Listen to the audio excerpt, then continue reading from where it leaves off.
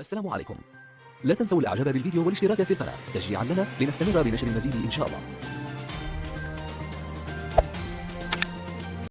L'histoire de l'Algérie est une histoire qui est fabriquée comme l'Algérie est un pays fabriqué. Une histoire qui est fabriquée depuis 1962. C'est une histoire construite autour d'un certain nombre de thèmes. Le premier thème, c'est celui de l'arabité de l'Algérie.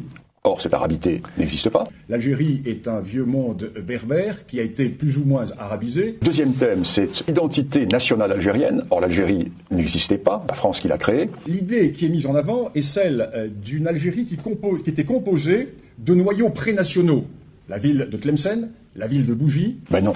Tlemcen comme Bougie n'ont jamais constitué des noyaux pré-algériens. Pourquoi Bougie et Tlemcen n'ont-elles pas créé l'Algérie quand Fès et Marrakech créaient l'Empire marocain? À l'ouest et à l'est, il y avait deux entités politiques qui étaient fortes. Et Bougie à l'est et Tlemcen à l'ouest ne vont avoir d'autonomie que quand Tunis ou le Maroc seront faibles. Tlemcen vit et survit en fonction de la politique marocaine qui, elle, s'exerce dans le cadre d'un État. C'est que le Maroc a créé un empire.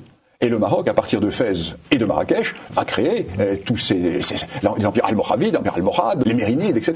Et là encore, c'est un grand complexe que nourrissent les Algériens. Parce que les Algériens le savent, ça. Ils savent qu'ils n'ont jamais constitué d'État. Ils regardent, avec l'air un peu jaloux, le voisin marocain. Autre point que je vais aborder, celui des grandes révoltes d'Abdelkader et de Mokrani, vues dans l'historiographie officielle comme des révoltes prénationales, alors que l'une est une révolte arabe et l'autre est une révolte berbère, qui se sont exclues l'une et l'autre. Abdelkader n'était pas un pré-algérien.